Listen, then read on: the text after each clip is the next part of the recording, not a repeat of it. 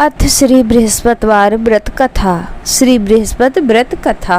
भारतवर्ष में एक राजा राज्य करता था। वह बड़ा प्रतापी और दानी था। वह नित्य गरीबों और ब्राह्मणों की सहायता करता था।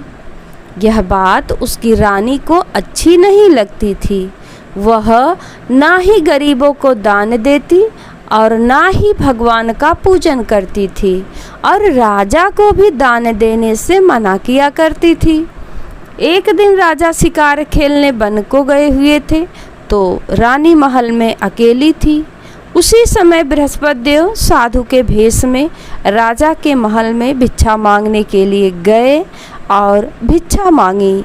रानी ने भिक्षा देने से इनकार किया और कहा, हे साधु महाराज, मैं तो दान पुण्य से तंग आ गई हूँ।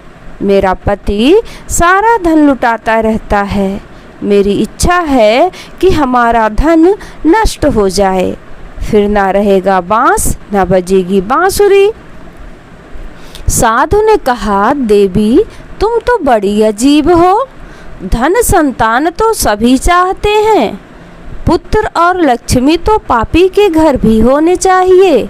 यदि तुम्हारे पास अधिक धन है तो भूखों को भोजन दो, प्यासों के लिए प्याऊ बनवाओ, मुसाफिरों के लिए धर्मशालाएं खुलवाओ। जो निर्धन अपनी कुंवारी कन्याओं का विवाह नहीं कर सकते उनका विवाह करा दो। ऐसे और कई काम हैं जिनके करने से तुम्हारा यश लोक परलोक में फैलेगा। परंतु रानी पर उपदेश का कोई प्रभाव ना पड़ा। वह बोली, महाराज आप मुझे कुछ ना समझाएं। मैं ऐसा धन नहीं चाहती जो हर जगह बांटती फिरूं।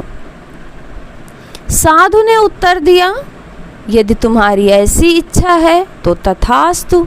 तुम ऐसा करना कि बृहस्पतिवार को घर लीप कर पीली मिट्टी से अपना सिर धोकर स्नान करना, भट्टी चढ़ाकर कपड़े धोना। ऐसा करने से आपका सारा धन नष्ट हो जाएगा। इतना कहकर वह साधु महाराज वहां से आलोप हो गए। ऐसे वह साधु कहकर गया था, रानी ने वैसा ही किया। 6 बृहस्पतिवार ही बीते थे कि उसका समस्त धन नष्ट हो गया और भोजन के लिए दोनों तरसने लगे, सांसारिक भोगों से दुखी रहने लगे।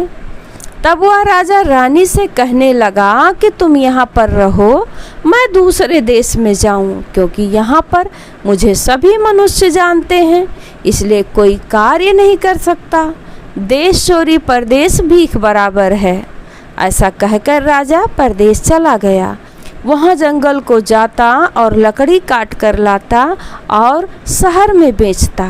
इधर राजा के बिना रानी और दासी दुखी रहने लगीं। एक समय जब रानी और दासियों को 7 दिन बिना भोजन के रहना पड़ा तो रानी ने अपने दासी से कहा, हे दासी, पास ही के नगर में मेरी बहन रहती है। वह बड़ी धनवान है। तू उसके पास जा और कुछ ले आ ताकि थोड़ा गुजर बसर हो जाए। दासी रानी के बहन के पास गई। उस दिन बृहस्पतिवार था। रानी की बहन उस समय बृहस्पतिवार की कथा सुन रही थी। दासी ने रानी की बहन को अपनी रानी का संदेश दिया, लेकिन रानी की बहन ने कोई उत्तर नहीं दिया। जब दासी को रानी की बहन से कोई उत्तर नहीं मिला तो वह बहुत दुखी हुई। उसे क्रोध भी आया। दासी ने वापस आकर रानी को सारी बात बता दी। सुनकर रानी ने अपने भाग्य को कोसा। उधर रानी की बहन ने सोचा कि मेरी बहन की दासी आई थी, परंतु मैं उससे नहीं बोली, इससे वह बहुत दुखी हुई होगी।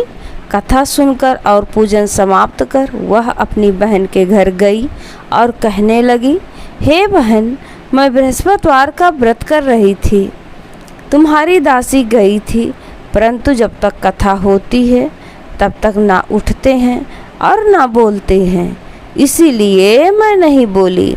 कहो, दासी क्यों गई थी? रानी बोली, बहन, हमारे घर अनाज नहीं था। ऐसा कहते कहते रानी की आंखें भर आई। उसने दासियों समेत भूखा रहने की बात भी अपनी बहन को बता दी। रानी की बहन बोली, बहन देखो, बृहस्पति देव भगवान सबकी मनोकामना पूर्ण करते हैं।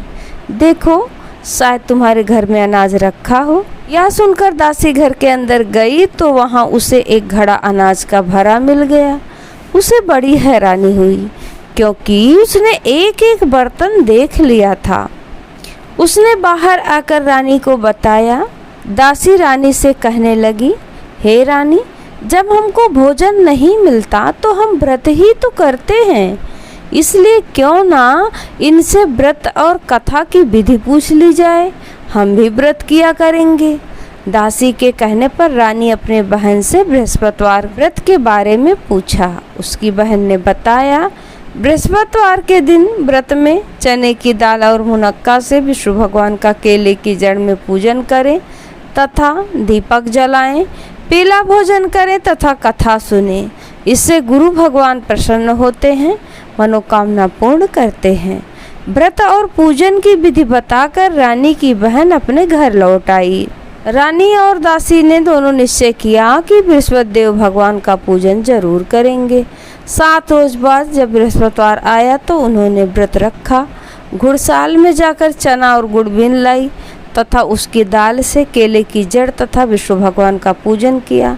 अब पीला भोजन कहाँ से आए?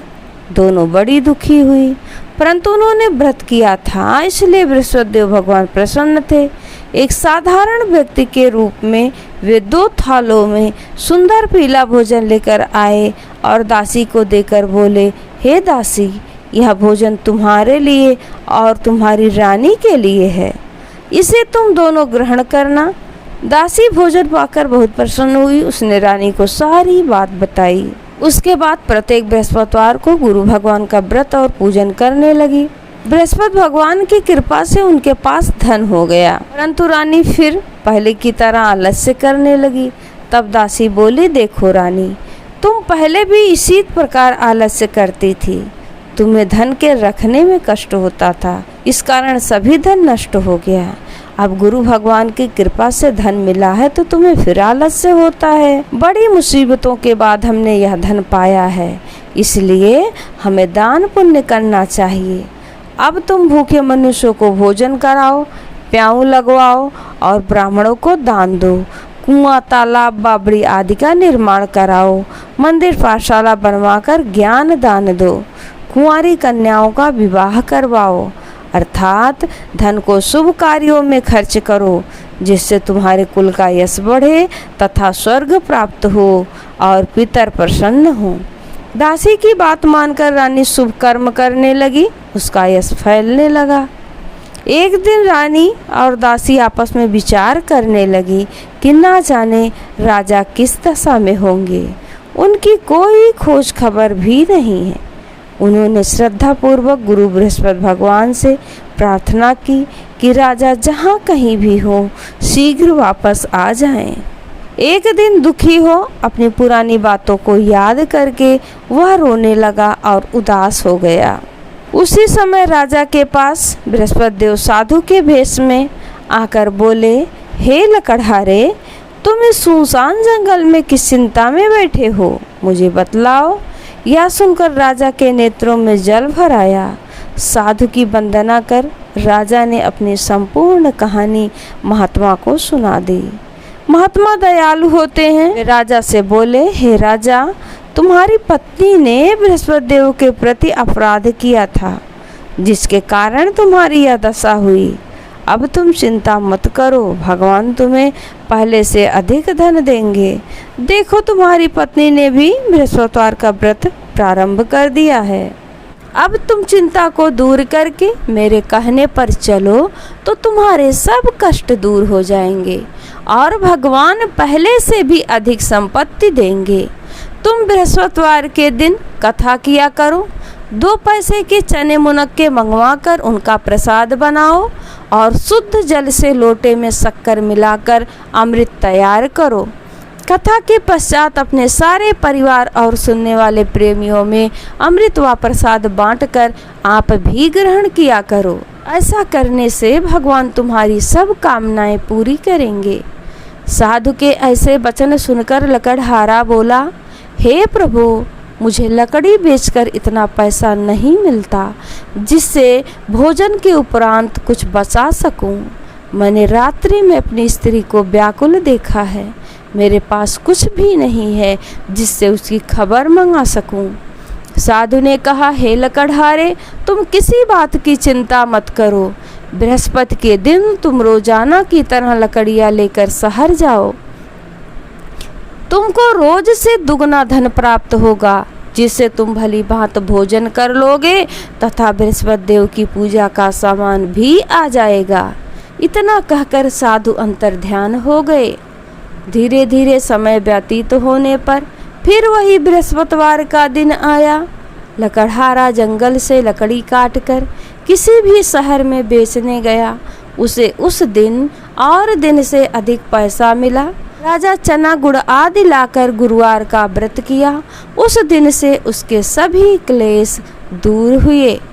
परंतु जब दोबारा गुरुवार का दिन आया तो बृहस्पतिवार का व्रत करना भूल गया। इस कारण बृहस्पति भगवान नाराज हो गए। उस दिन से उस नगर के राजा ने विशाल यज्ञ का आयोजन किया तथा शहर में यह घोषणा करा दी कि कोई भी मनुष्य अपने घर में भोजन ना बनावे, ना आग जलावे। समस्त जनता मेरे यहाँ भोजन करने आवे। इस आज्ञा को जो ना मानेगा उसके लिए फांसी की सजा दी जाएगी। इस तरह की घोषणा संपूर्ण नगर में करवा दी गई। राजा की आज्ञा अनुसार शहर के सभी लोग भोजन करने गए, लेकिन लकड़हारा कुछ देर से पहुंचा, इसलिए राजा उसको अपने साथ घर लिवा ले गए और ले जाकर भोजन करा रहे थे तो रानी की दृष्टि उस खूंटी पर पड़ी जिस पर उनका हार लटका हुआ था। वह वहां पर दिखाई ना दिया। रानी ने निश्चय किया कि मेरा हार इसी मनुष्य ने चुरा लिया है। उसी समय सिपाहियों को बुलाकर उसको कारागार में डलवा दिया। जब लकड़हारा कारागार में पड़ गया और बहुत दुखी होकर विचार करने लगा, ना जाने कौन से पूर्व जन्म के कर्म से मुझे यह दुख प्राप्त हुआ है, और उसी साधु को याद करने लगा जो कि जंगल में मिला था। उसी समय तत्काल बृहस्पति देव साधु के रूप में प्रकट हो और उसकी दशा को देखकर कहने लगे, अरे मूर्ख, तूने बृहस्पति देव की कथा नहीं करी, इस कारण तुझे दुख प्राप्त हुआ है। अब चिंता मत कर, बृहस्पतिवार के दिन कारागार के दरवाजे पर 4 पैसे पड़े मिलेंगे। उनसे तू बृहस्पति देव की पूजा करना, तेरे सभी कष्ट दूर हो जाएंगे। बृहस्पति के दिन उसे 4 पैसे मिले। लकड़हारे ने कथा कही। उसी रात्रि को बृहस्पति देव ने उस नगर के राजा को स्वप्न में कहा, हे राजा, तुमने जिस आदमी को कारागार में बंद कर दिया है वह निर्दोष है, वह राजा है, उसे छोड़ देना। रानी का हार उसी खूंटी पर लटका है। अगर तू ऐसा नहीं करेगा तो मैं तेरे राज्य को नष्ट कर दूंगा। इस तरह रात्रि के स्वप्न को देखकर राजा प्रातःकाल उठा और खूंटी पर हार देखकर लकड़हारे को बुलाकर क्षमा मांगी तथा लकड़हारे को योग्य सुंदर वस्त्र आभूषण देकर विदा किया। बृहस्पति देव की आज्ञा अनुसार लकड़हारा अपने नगर को चल दिया। राजा जब अपने नगर के निकट पहुंचा तो उसे बड़ा आश्चर्य हुआ। नगर में पहले से अधिक बाग, तालाब और कुएं तथा बहुत सी धर्मशाला, मंदिरात बन गई हैं। राजा ने पूछा, यह किसका बाग और धर्मशाला है? तब नगर के सब लोग कहने लगे, यह सब रानी और मांदी के हैं। तो राजा को आश्चर्य हुआ और गुस्सा भी आया। जब रानी ने यह खबर सुनी कि राजा आ रहे हैं तो उसने बांदी से कहा, हे दासी, देख राजा हमको कितनी बुरी हालत में छोड़ गए थे। हमारी ऐसी हालत देखकर वह लौट न जाए, इसलिए तू दरवाजे पर खड़ी हो जा। आज्ञा अनुसार दासी दरवाजे पर खड़ी हो गई। राजा आए तो उन्हें अपने साथ लिवा लाई। तब राजा ने क्रोध करके अपने रानी से पूछा, यह धन तुम्हें कैसे प्राप्त हुआ है? तब उन्होंने कहा, हमें यह सब धन बृहस्पति देव के इस व्रत के प्रभाव से प्राप्त हुआ है। राजा ने निश्चय किया कि 7 रोज बाद तो सभी बृहस्पति देव का पूजन करते हैं, परंतु मैं प्रतिदिन दिन में 3 बार कहानी कहा करूँगा तथा रोज व्रत करूँगा। अब हर समय राजा के दुपट्टे में चने की दाल बधी रहती तथा दिन में 3 बार कहानी कहता। एक रोज राजा ने विचार किया कि चलो अपनी बहन के यहाँ हो आवे। इस तरह निश्चय कर राजा घोड़े पर सवार हो अपनी बहन के यहाँ चलने लगा। मार्ग में उसने देखा कि कुछ आदमी एक मुर्दे को लिए जा रहे हैं। उन्हें रोककर राजा कहने लगा, अरे भाइयों, मेरी बृहस्पति देव की कथा सुन लो। वे बोले, लो हमारा आदमी मर गया है, इसको अपनी कथा पढ़ी है। परंतु कुछ आदमी बोले, अच्छा कहो, हम तुम्हारी कथा भी सुनेंगे। राजा ने दाल निकाली और जब कथा आधी हुई थी कि मुर्दा हिलने लगा। जब कथा समाप्त हुई तो राम राम कह के मनुष्य उठकर खड़ा हो गया। आगे मार्ग में उसे एक किसान खेत में हल चलाता मिला। राजा ने उसे देखा और उससे बोला, अरे भैया, मेरी बृहस्पतिवार की कथा सुन लो। किसान बोला, जब तक मैं तेरी कथा सुनूंगा तब तक 4 हरैया जोत लूंगा। जा अपनी कथा किसी और को सुनाना। इस तरह राजा आगे चलने लगा। राजा के हटते ही बैल पछाड़ खाकर गिर गए तथा उसके पेट में बड़ी जोर का दर्द होने लगा। उस समय उसकी माँ रोटी लेकर आई। उसने जब यह देखा तो अपने पुत्र से सब हाल पूछा। बेटे ने सभी हाल कह दिया तो बुढ़िया दौड़ी दौड़ी उस घुड़सवार के पास गई और उससे बोली कि मैं तेरी कथा सुनूंगी, तू अपनी कथा मेरे खेत पर ही चलकर कहना। राजा ने बुढ़िया के खेत पर जाकर कथा कही, जिसके सुनते ही वह बैल उठ खड़े हुए तथा किसान के पेट का दर्द भी बंद हो गया। राजा अपनी बहन के घर पहुंचा। बहन ने भाई की खूब मेहमानी की। दूसरे रोज प्रातःकाल राजा जगा तो वह देखने लगा कि सब लोग भोजन कर रहे हैं। राजा ने अपनी बहन से कहा, ऐसा कोई मनुष्य है जिसने भोजन नहीं किया हो? मेरी बृहस्पतिवार की कथा सुन ले। बहन बोली, हे भैया, यह देश ऐसा ही है। पहले यहाँ लोग भोजन करते हैं, बाद में अन्य काम करते हैं। अगर कोई पड़ोस में हो तो देखाऊं। वह ऐसा कहकर चली गई, परंतु उसे ऐसा कोई भी व्यक्ति नहीं मिला जिसने भोजन ना किया हो। अतः वह एक कुम्हार के घर गई जिसका लड़का बीमार था। उसे मालूम हुआ कि उनके यहाँ 3 रोज से किसी ने भोजन नहीं किया है। रानी ने अपने भाई की कथा सुनने के लिए कुम्हार से कहा। वह तैयार हो गया। राजा ने जाकर बृहस्पतिवार की कथा कही, जिसको सुनकर उसका लड़का ठीक हो गया। अब तो राजा की प्रशंसा होने लगी। एक रोज राजा ने अपनी बहन से कहा कि हे बहन, हम अपने घर को जाएंगे, तुम भी तैयार हो जाओ। राजा की बहन ने अपनी सास से कहा। सास ने कहा, हाँ चली जा, परंतु अपने लड़कों को मत ले जाना, क्योंकि तुम्हारे भाई के कोई औलाद नहीं है। बहन ने अपने भैया से कहा, हे भैया, मैं तो चलूंगी पर कोई बालक नहीं जाएगा। राजा बोला, जब कोई बालक नहीं चलेगा तो तुम चलकर क्या करोगी? बड़े दुखी मन से राजा अपने नगर को लौट आया। राजा ने अपनी रानी से कहा कि हम निर्वंशी राजा हैं, हमारा मुख देखने का धर्म नहीं है और कुछ भोजन आदि नहीं किया। रानी बोली, हे प्रभु, बृहस्पति देव ने हमें सब कुछ दिया है, हमें औलाद अवश्य देंगे। उसी रात को बृहस्पति देव ने राजा से स्वप्न में कहा, हे राजा, उठ, सभी सोच को त्याग दे, तेरी रानी गर्भ से है। राजा की यह बात सुनकर बड़ी खुशी हुई। 9वें महीने उसके गर्भ से एक सुंदर पुत्र पैदा हुआ। तब राजा बोला, हे रानी, स्त्री बिना भोजन के रह सकती है, बिना कहे नहीं रह सकती। जब मेरी बहन आवे तुम उससे कुछ कहना मत। रानी ने सुनकर हाँ कर दिया। राजा की बहन ने जब यह शुभ समाचार सुना तो बहुत खुश हुई तथा बधाई लेकर अपने भाई के यहाँ आई। तभी रानी ने कहा, घोड़ा चढ़कर तो नहीं आई, गधा चढ़ी आई। राजा की बहन बोली, भाभी, मैं इस प्रकार ना कहती तो तुम्हें औलाद कैसे मिलती। बृहस्पति देव ऐसे ही हैं जैसे जिसके मन में कामनाएं हैं सभी को पूर्ण करते हैं। जो सद्भावना पूर्वक बृहस्पतिवार का व्रत करता है एवं कथा पढ़ता है अथवा सुनता है, दूसरों को सुनाता है, बृहस्पति देव उसकी मनोकामना पूर्ण करते हैं। भगवान बृहस्पति देव सदैव उसकी रक्षा करते हैं। संसार में जो मनुष्य सद्भावना से भगवान जी का पूजन व्रत सच्चे हृदय से करते हैं तो उनकी सभी मनोकामनाएं पूर्ण करते हैं। जैसी सच्ची भावना से रानी और राजा ने उनकी कथा का गुणगान किया तो उनकी सभी इच्छाएं बृहस्पति देव जी ने पूर्ण की थी। इसलिए पूर्ण कथा सुनने के बाद प्रसाद लेकर ही जाना चाहिए। हृदय से उसका मनन करते हुए जयकारा बोलना चाहिए।